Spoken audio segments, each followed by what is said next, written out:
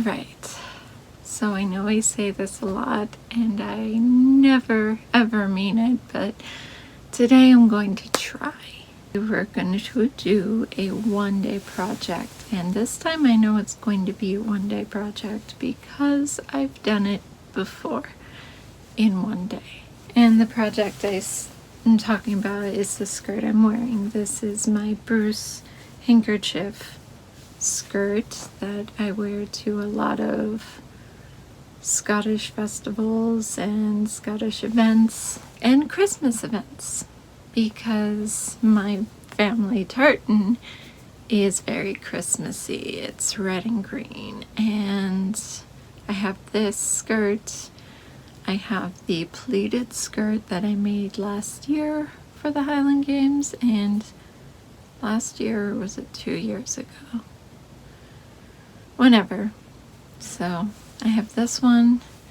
I have the other Bruce one, but I want to change it up. As much pride as I feel for my family, my clan,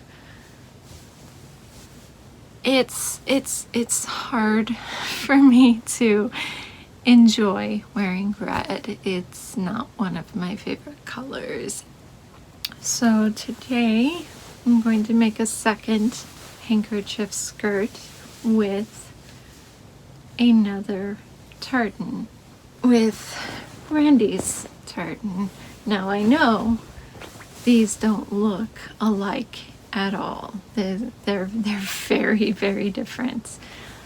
It's only because that this is the modern version of Ferguson, and it's been printed on cotton, so the color scheme is different. You were able to see that the difference between this skirt and the pleated skirt when I compared them. It's just they're both printed, but one was printed on cotton, the other was printed on polyester. They're different companies. This is Spoonflower and this is Red Bubble.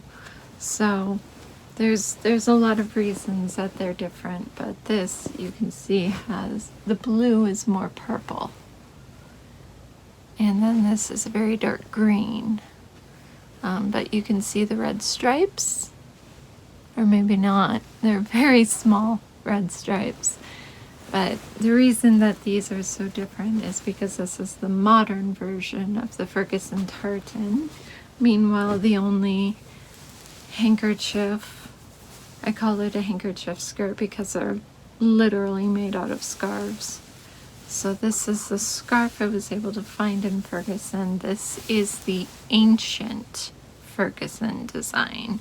Now if you look up ancient versus modern, a lot of tartans have different versions of the same tartan, and they're classified as either ancient or modern. This is the ancient version of Ferguson, so it's a lot brighter, it's more vibrant. The red is clearly a lot more evident here, but the squares are a lot bigger. So this is what we have. I have 2 handkerchiefs, and we're just going to make this same skirt that I'm wearing. We're going to lay one handkerchief on top of the other, cut a hole in the middle at a waist, and call it a day.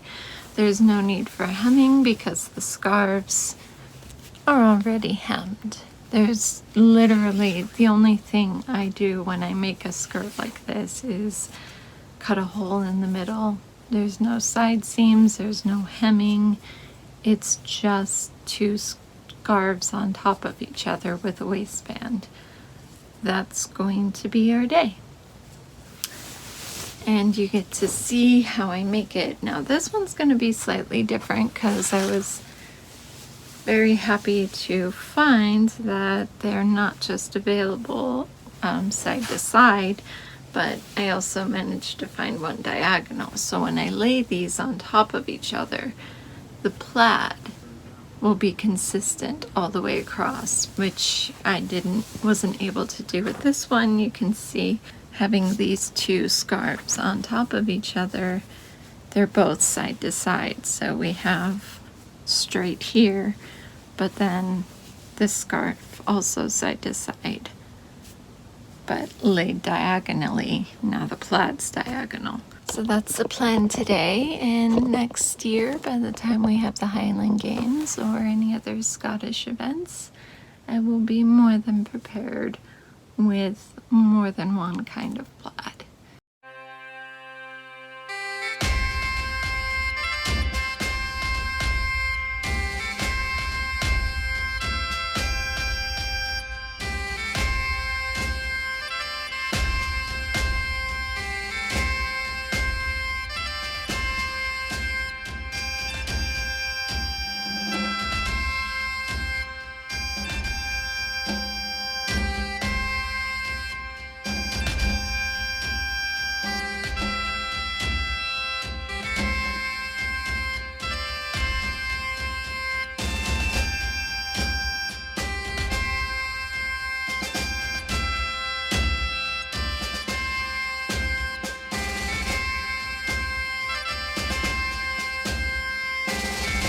This is the exact middle point between both scarves, and they're now pinned together. So this is where the circle begins. We're going to draw around, and there's no exact science here. I'm just going to cut, try on. It's a guesstimation process. And then once there's a big enough hole that comfortably fits around my waist, that's where we stop. The real trick, this is the hardest part, is to keep the scarves aligned while we do this. So once the hole is complete, then I have to align the layers, make sure it's still aligned around the edges of the circle, and then I sew them together. It's a lot like my wrap skirts. We sew them together first, then we add the waist. So I'm going to start, think about here. So this one big square outlined by the blue, I think I'm just going to start by cutting that out. And then if it's too small, then I'll cut a little wider.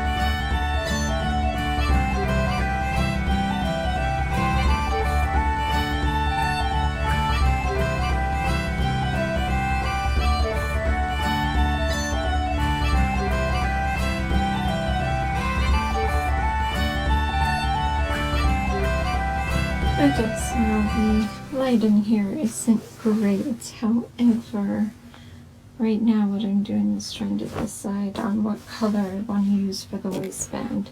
These are the top matches. This green, which doesn't quite match. It's faded and not quite what I'm looking for. But this blue, this is the remnant of the cotton I used for my Star Wars skirt. This is all that's left, and it's not much.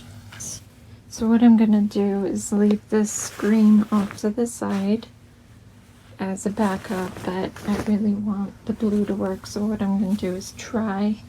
I'm gonna cut this, what's left of this, into strips, sew them all together, and see how much I have, and whether or not there's enough to fit the waist.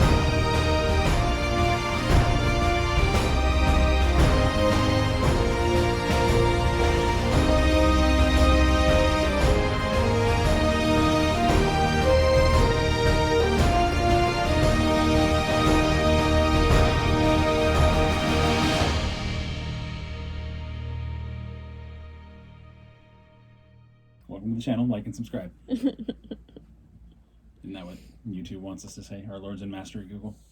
Yeah.